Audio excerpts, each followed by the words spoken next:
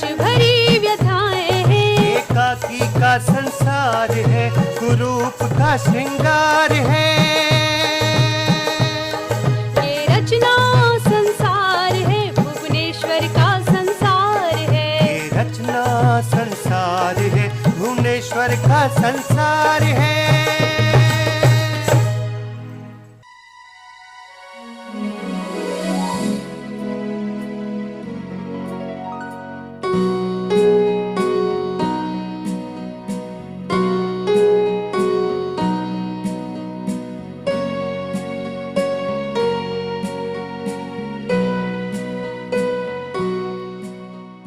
श्रोताओं नमस्कार। एक श्रद्धांजलि है ये धारावाहिक भुवनेश्वर का संसार, हिंदी के सशक्त एकांकीकार भुवनेश्वर प्रसाद को। भुवनेश्वर की जिंदगी की कहानी इस धारावाहिक के माध्यम से आप तक सिलसिलेवार पहुंच रही है और साथ ही हर एपिसोड में आप सुन रहे हैं भुवनेश्वर के रचना संसार में से एक उत्कृष्ट एकांकी भी। भुवनेश्वर एक ऐसे लेखक जो समाज की उपेक्षा के शिकार रहे, परिवार से जुड़ नहीं पाए, द्वेष की राजनीति का चक्रव्यूह उन्हें घेरे रहा, दिल बार बार टूटा, दिमाग तक पहुंच गई मन की पीड़ा, आघात पर आघात उन्हें विक्षिप्त बनाने के उत्तरदायी रहे। 1955-56 में भुवनेश्वर इलाहाबाद की सड़कों पर फटे हाल घूमते दिखाई दे जाते, पर एक दिन लापता हो गए। किसी को कुछ नहीं पता था उनके बारे में। हालांकि उपेंद्र नाथ अश्क, डॉक्टर हरदेव बाहरी, अमृत राय तथा नर्वदेश्वर चतुर्वेदी का कहना था कि 1956 के अंत में भुवनेश्वर बनारस चले गए थे। साहित्यकार त्रिलोचन ने उन्हें अंतिम बार नवंबर 1957 में बनारस में देखा था।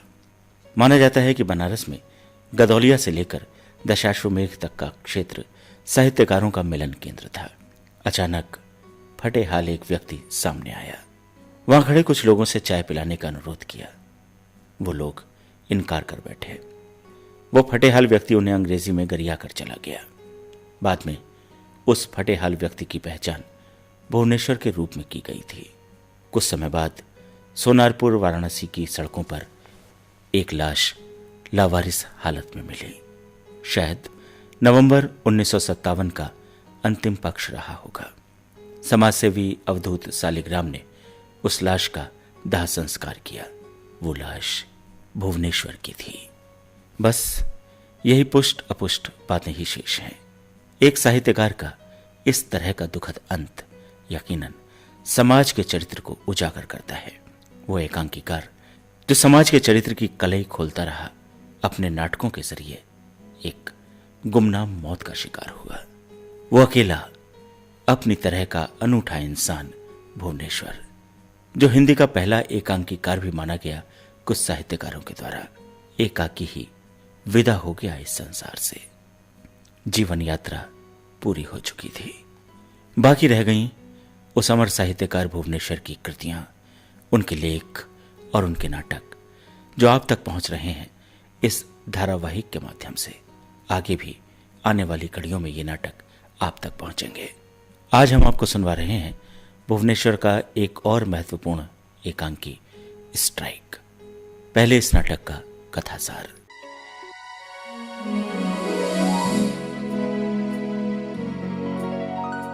स्ट्राइक स्त्री पुरुष मनोविज्ञान की व्याख्या करने वाला एकांकी है, जिसमें स्त्री पुरुष के संबंधों को भावुकता रहित ठोस स्वार्थ के धरातल पर रखने की कोशिश की गई है। इस एकांकी में स्त्री के उस मनोविज्ञान को समझने की चेष्टा की गई है कि किन परिस्थितियों में स्त्री संपन्न, बौद्धिक तथा समर्पित पति को छोड़ दूसरे पुरुष से प्रेम करने को तत्पर होती है। वो कौन से कारण हैं, वो कौन सी समस्या है जो स्त्री को अपने पति से दूर ले जाती है? किस अभाव की पूर्ति चाहती है वो पर पुरुष से? घूम फिरकर भुवनेश्वर फ्रायड के विचारों को ही वाणी देते हुए प्रतीत होते हैं कि स्त्री काम वासना की तृप्ति के लिए सारी संपन्नता त्याग देती है। श्रीचंद्र वकालत के पेशे से व्यापार में आए हुए बौद्धिक चेतना संपन्न व्यक्ति हैं। उच्च विचार, अच्छी शब्दावली, धन, वैभव, यश और उच्च मध्यम वर्ग से संबंध रखते हैं। प्रगतिशील है, भावुकता से चिढ़ते हैं, समयबद्धता के पक्षधर हैं। वो एक एक मिनट का हिसाब रखने वाले सतर्क व्यक्ति हैं। पत्नी को मशीन की एक पुली मानते हैं। स्ट्राइक एकांकी की शुरुआत पारिवारिक दृश्य से होती है। चाय की मेज पर पति पत्नी बैठे हैं। नौकर के न आने से मजबूरन पत्नी को चाय पिलानी पड़ती है। पत्नी लगभग चुप है, यदि बोलती भी है तो संदर्भ उस प्रसंग से कटे हुए अलग प्रसंग पर पति अपनी शेखी बघाड़ता हुआ भाषणनुमा बातचीत करता है, जिसमें आत्म प्रशंसा तथा आत्ममुग्धता का भाव है। जो व्यक्ति आत्मनियंत्रित तथा समय का पाबंद होने का दंभ भरता है, उसका अपने परिवार पर कोई नियंत्रण नहीं। पत्नी लखनऊ जाने को तैयार है, किंतु उससे कोई अनुमति लेने की आवश्यकता महसूस नहीं करती। चाय की मेज पर केवल सूचना दे देना पर्याप्त समझती है। पत्नी को मशीन का पुर्जा मानने वाला पति अंदर ही अंदर विचलित है कि उसकी पत्नी बिना किसी काम के लखनऊ क्यों जा रही है। दूसरे दृश्य में एक मध्यम वर्गीय कमरे में बैठे कुछ लोग केवल मनोरंजन और समय काटने के लिए बातें करते हैं। उनके सामने समस्या है कि वक्त कैसे कटे। समाज के विषय में बातें करनी है, उन्हें मनोरंजन करना है, इसीलिए उन्हें समाज पर चर्चा करनी है। समाज है तो विवाह है, विवाह है तो स्त्री है, स्त्री है तो पुरुष है, और जहाँ दोनों हैं वहाँ समस्या है। तीसरे दृश्य में श्रीचंद्र और उनकी दार्शनिक बातें हैं। वे शादी को गहरी समस्या मानते हैं। नाटक के चरम तक आते आते पुरुष पात्र का अनुभव गलत साबित होता है। जिस भावुकताहीन ढंग से वो स्त्री को मशीन का एक पुर्जा मानकर खराब होने पर बदलने की बात कहता था, उसी की पत्नी जब ये सूचना भिजवाती है कि वो कल आएगी, तो वो अपने वैवाहिक जीवन की असलियत से वाकिफ होता है। उनकी लंबी चौड़ी दार्शनिकता उड़न छू हो जाती है। वो भावुकता और विषाद के गहरे भंवर में फंस जाता है। भुवनेश्वर ने वैवाहिक समस्या को एक एकांकी में तार्किक ढंग से प्रस्तुत किया है। उन्होंने मध्यम वर्गीय मानसिकता को उजागर किया है। ऊपर से संपन्न, प्रसन्न तथा एक दूसरे को समझने का नाटक करने वाले पति पत्नी के बीच बहने वाली प्रेम की नदी सूख चुकी है। केवल समाज को दिखाने के लिए अपने प्रेम के अभाव को वे वैयक्तिक स्वतंत्रता के रूप में प्रचारित करते हैं, लेकिन अंततः वास्तविकता का उद्घाटन हो ही जाता है। स्त्री पुरुष को जिस भावुकता विहीन दृष्टि से देखा गया है, वो आज के फैशनेबल समाज की मानसिकता का यथार्थ स्वरूप प्रस्तुत करता है। पति पत्नी के बीच आने वाली समस्याओं को बड़े सटीक ढंग से उभारने में इस नाटक को पूरी सफलता मिली है।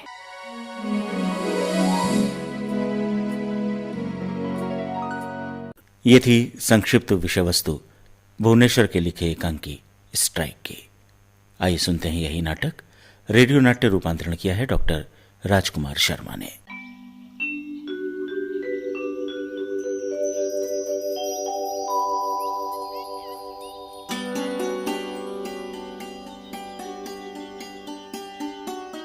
अरे वाह, क्या बात है भाई। एक बात तो है क्या कि हीरा है तो कामचोर, लेकिन अगर उसे सही ढंग से गाइड कर दो तो काम बड़े सलीके से करता है। कर तो देता है। अब ये देखो ना, बंगले के बरामदे में पर्दे डालकर उसने खाने का कमरा बना दिया है। भाई वाह। और हाँ, ये देखो, इस बड़े से साइड टेबल पर चीनी के बर्तन, प्लेट, प्याले सब नुमाइशी ढंग से सजा दिए हैं। अरे वाह। और ये छोटी सी मेज डालकर उस पर ब्रेड, बटर, बिस्किट और अचार के अमृत पान सजा दिए हैं। क्या बात है। और ये देखो, खाने की अंडाकार मेज और 4 कुर्सियां डालकर उसने खाने के कमरे को क्या ग्रेसफुल लुक दिया है। भाई वाह। ओहो, अब अगर हीरा का गुणगान खत्म हो गया हो तो चाय पी ली जाए। आज तुम्हारा वो सलीकेदार कामचोर हीरा और दूसरे नौकर सभी गायब हैं। तो क्या दोनों नौकर छुट्टी ले गए हैं? और क्या, अब करा लो करीने से काम। हाँ हाँ, सुनो, तो क्या सरदार जी बहुत चौके? क्या सरदार साहब की डायरेक्टरों में खूब चलती है। यही तो इन कमबख्तों को मिटा देता है। वो क्यों? ये समझते हैं कि बहुमत उन्हें गधे से बछड़ा बना देगा। कमबख्त ये नहीं समझते कि अब बहुमत के माने ही बदल गए हैं। वो क्या? बहुमत थोड़े से बेजरर अधमरे केचुओं का नाम थोड़ा है। वो शक्ति दुनिया को हिला देने वाली शक्ति का नाम है, और वो हमेशा एक आदमी, सिर्फ एक आदमी में होती है। चाय ठंडी हो रही है। अरे अरे अरे, ये क्या, ब्रेड पर इतना ज्यादा मक्खन? आपको अपनी सेहत का ख्याल रखना चाहिए। ब्रेड पर क्या, मक्खन ज्यादा तो कहीं भी नहीं लगाना चाहिए। सरदार साहब, राजा साहब, बाबू साहब, सबके साथ यही दिक्कत है। क्या? कमबख्त जीवन की कला नहीं जानते।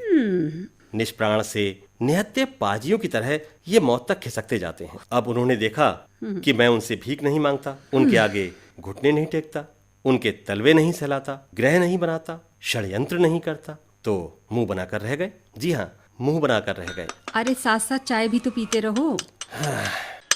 ये कुछ समझते बूझते तो है नहीं। जब कभी इनको ठोकर लगती है तो बस खड़े होकर मुंह बना देते हैं। लेकिन कपड़ों के नीचे ये सब इज्जतदार मोटे घुड़मुहे गधे हैं, गधे। हाँ, व्यवस्थित समाज में इनका एक लाभ जरूर है। वो क्या? ये ठोकरें खूब झेल लेते हैं।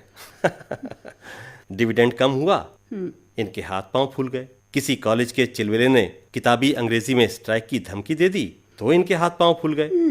ये बौखला गए। मैंने तो साफ ऐलान कर दिया है, मैं 3 साल तक कोई डिविडेंड नहीं बांटूंगा। दम हो तो अंगूठा काट लो मेरा। काफी टाइम हो गया है और काम का बोझ अलग। तो आज दोनों नौकर गायब हैं। हाँ, मेम साहब ने चाय बनाई है। और नहीं तो क्या। पर शाम का क्या होगा? मेरी मीटिंग शायद 8 बजे खत्म होगी। आपको मीटिंग से फुर्सत कहाँ? मैं तो जा रही हूँ। कहाँ जा रही हो? कहाँ? बाहर, वहाँ। बाहर? वहाँ? अरे वहाँ सामने तो कुछ नहीं है।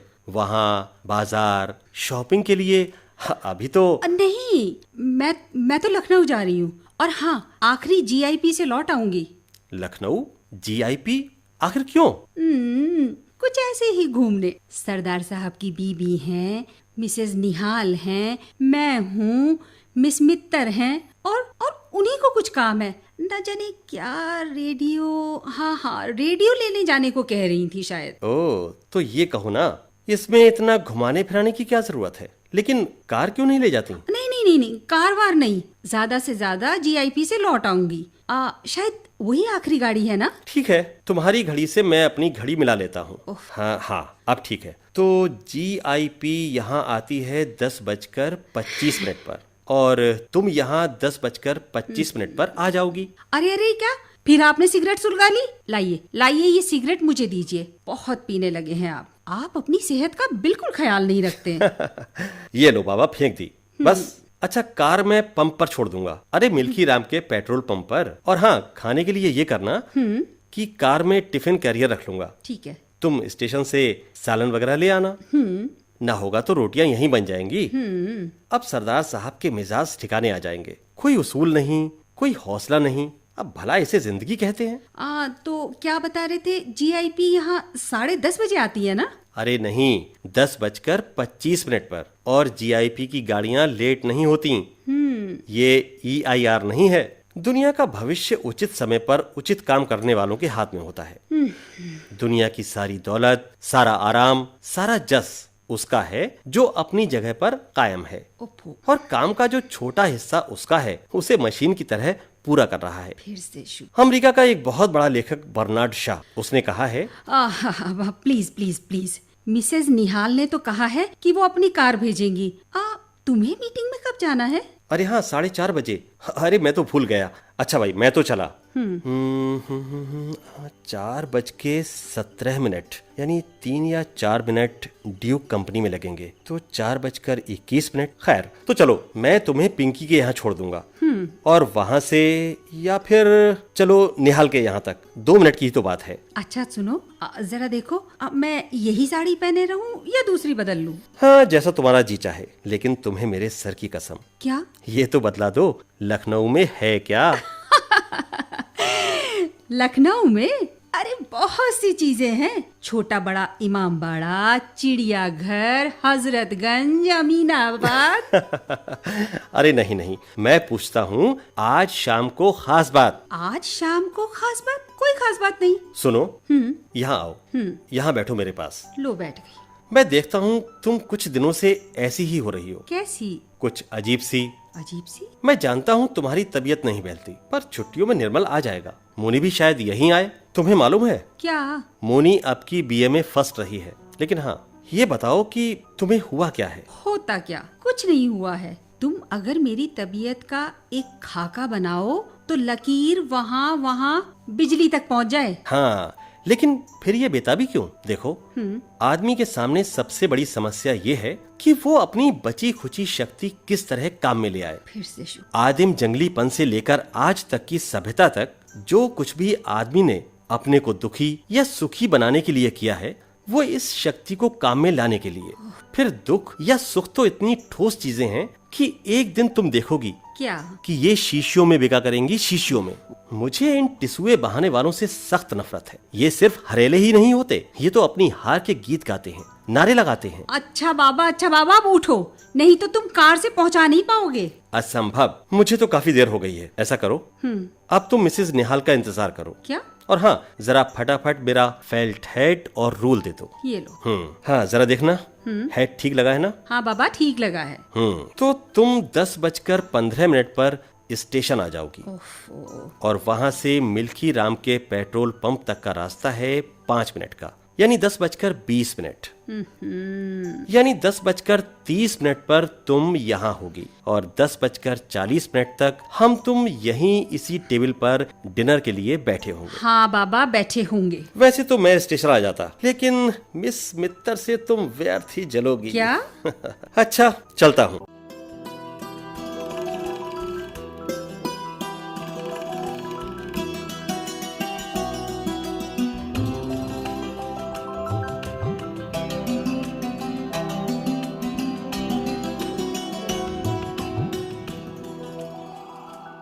इस क्लब में आकर थोड़ा सुकून मिलता है। भाई, जब तक ताश की 2-4 बाजी ना हो जाए, मेरा तो मन ही नहीं लगता। फेंटे रहो। ताश के पत्ते तो फेंटने वाले के हाथ में जादू पैदा कर देते हैं। ना मालूम ये मनहूस ब्रिज का खेल क्यों खेलता हूँ। क्या किया जाए? आओ, कोई और झंडा ऊंचा किया जाए। ये लोग तो आते भी नहीं। देखो जी, तुम मिश्रित समाज की चर्चा चलाओ, इस झंडे को तुम उठाओ, तुम तो युवक हो। मैं कैसे उठा सकता हूँ? हाँ, मेरी पत्नी होती तो मैं जरूर ऐसा करता। लाइए, ताश में बांटता हूँ। चलो भाई, चलें। मुझे तो सुबह से ही काम है। हाँ भाई, टाइम तो काफी हो गया है। ये श्रीचंद बुत्ता दे गया। नहीं, वो फंस गया होगा। उसके तो मकड़ी की तरह 100 आंखें हैं। वो आएंगे जरूर, मेरी तो दावत कर गए हैं। अच्छा, और पट्टे की पत्नी आज है नहीं। अच्छा, मुझे पता होता तो मैं कभी प्रतीक्षा न करता। इसे श्रीचंद को देखो, जब ये वकालत छोड़कर व्यापार में आ रहा था, मुझे इसकी सफलता की तनिक भी आशा न थी। पर देखो, आज वो एक कंपनी का सर्वे सर्वा बन गया है। मैं तो भाई दिन ब दिन मानता जाता हूँ कि भाग्य भी कोई चीज है। अच्छा भाई, मैं चलता हूँ। आओ भाई, चलो। आइए मिस्टर सहाय, आपको कार से छोड़ाऊं घर तक। थोड़ी देर और बैठो ना, श्रीचंद आता ही होगा। और आपसे भी तो उन्होंने कार में छोड़ आने के लिए कहा था। ठीक है, तुम कहते हो तो थोड़ी देर रुकना ही पड़ेगा। हाँ बेटे, कुछ कहना चाहते हो? बोलो बोलो। आज मेरठ षड्यंत्र का मामला शुरू हो गया। क्या? अच्छा, श्री चंद ने इसके बारे में खूब कहा। मेरे साथ कमिश्नर से मिलने गया था, उन्होंने मेरठ की बात चलाई। आप छूटते ही हिंदुस्तानी में बोले, अरे साहब, इनको तो ऐसे ही छोड़ देना चाहिए, ये तो हम लोगों के खिलौने हैं। हर देश, हर सरकार के सामने समस्या सिर्फ यही है कि किस तरह उसके टैक्स कम से कम किए जा सकते हैं। आप टैक्स कम कर दीजिए, प्रजा में संपन्नता अपने आप आ जाएगी। हम लोगों सा कोई बेसरोकार आदमी रूस जाकर देखे कि इन शरीफों ने वहाँ क्या कर दिखाया है कि दुनिया भर को रूस के सामने हे समझते हैं। यानी खुदा तक को। लो, श्री चंद आ गए। अरे बहुत देर कर दी यार। तो तुम लोग मेरा इंतजार कर रहे थे, ब्रिज खत्म कर दिया क्या? आज सहाय फिर हार गए। यार सहाय, तुम बड़े हरेले हो। जीत तो सब तुम्हारे हिस्से में पड़ी है। अरे भाई, क्या जीत और क्या हार, यहाँ तो कभी सपने में भी ख्याल नहीं करते। भाई, हम तो ईमानदारी से जीना चाहते हैं। मैं फिर कहता हूँ, जीवन एक कला है, और सबसे बड़ी कला। चलो भाई, बड़ी देर हो गई, चलो घर तक छोड़ना पड़ेगा।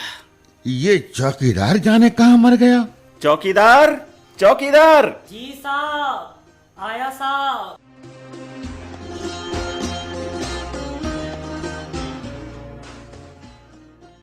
अब ये नहीं पता मेरी पत्नी चाबी मुझे देकर गई है या कहीं रख गई है।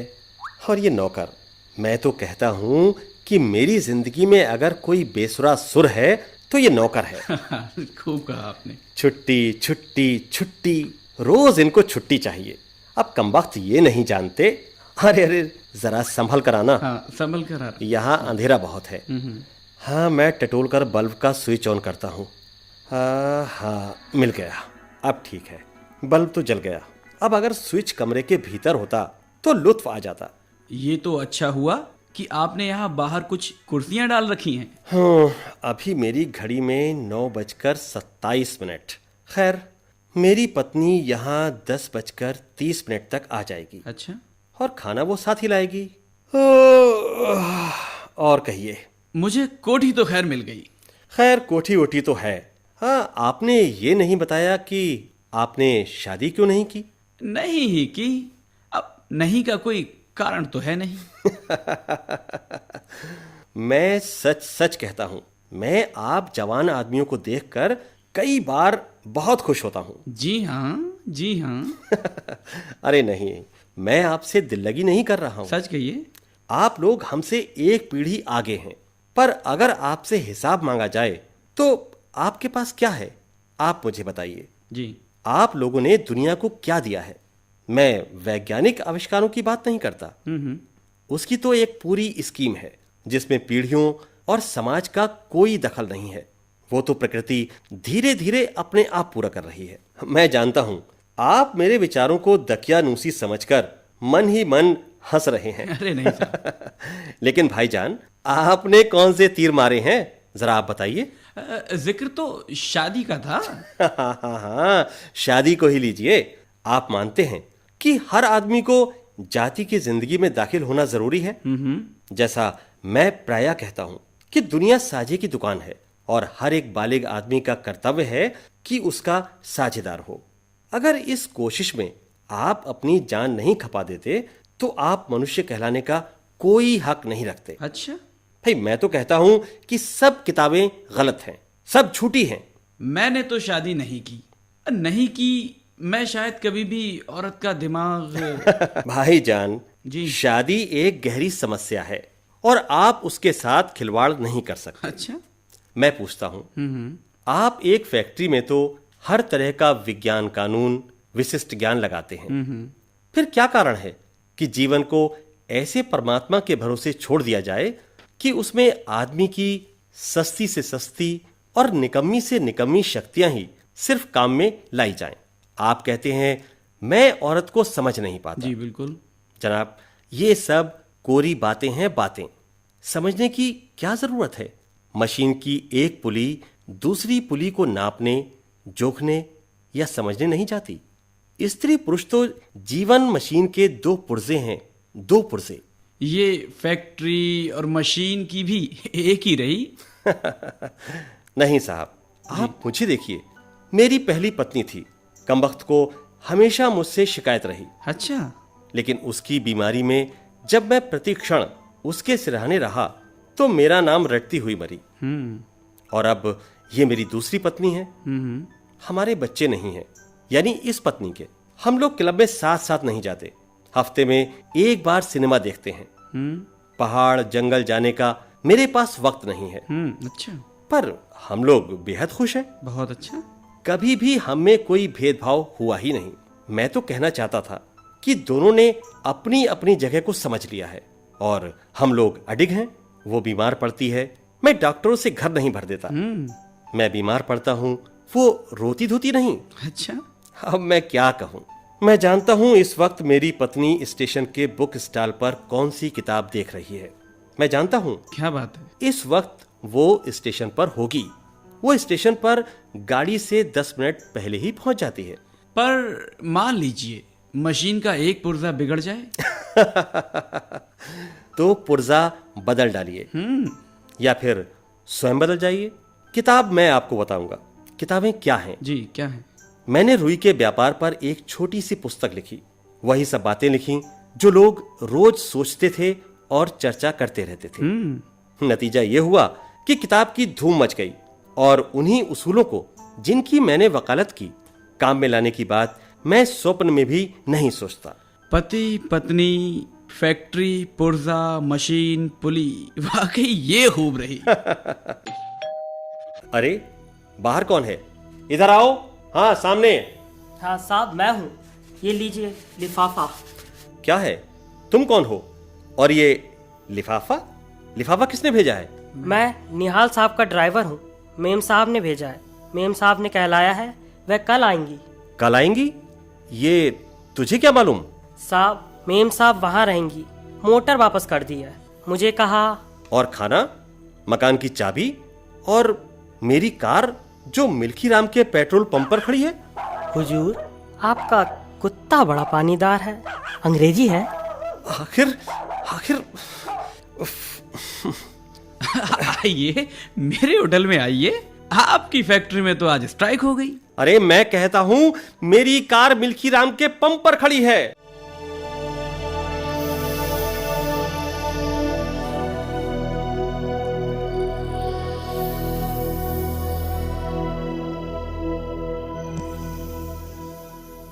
स्ट्राइक। श्रोताओं, भी आपने भुवनेश्वर का लिखा ये नाटक सुना। प्रतिभागी कलाकारों का भूमिका सहित परिचय इस प्रकार है। पुरुष गोपाल कृष्ण शर्मा, स्त्री की भूमिका में थी निशिदीप, युवक की भूमिका वेश कुमार ने निभाई, वृद्ध की भूमिका में थे विजय अग्रवाल और चपरासी की भूमिका निभा रहे थे आदित्य कुमार। रेडियो नाट्य रूपांतरकार थे डॉक्टर राजकुमार शर्मा। प्रस्तुति सहयोग असीम सक्सेना और सुरेंद्र राजेश्वरी का था। प्रस्तुतकर्ता थी मनदीप कौर। धारावाहिक भुवनेश्वर का संसार की आज की कड़ी यहीं तक। फिर हाजिर होंगे भुवनेश्वर के लिखे एक और नाटक के साथ। तब तक के लिए नमस्कार।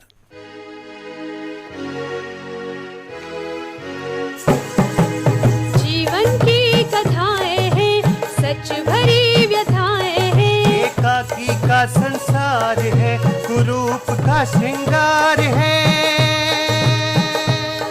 ये रचना संसार है, भुवनेश्वर का संसार है। ये रचना संसार है, भुवनेश्वर का संसार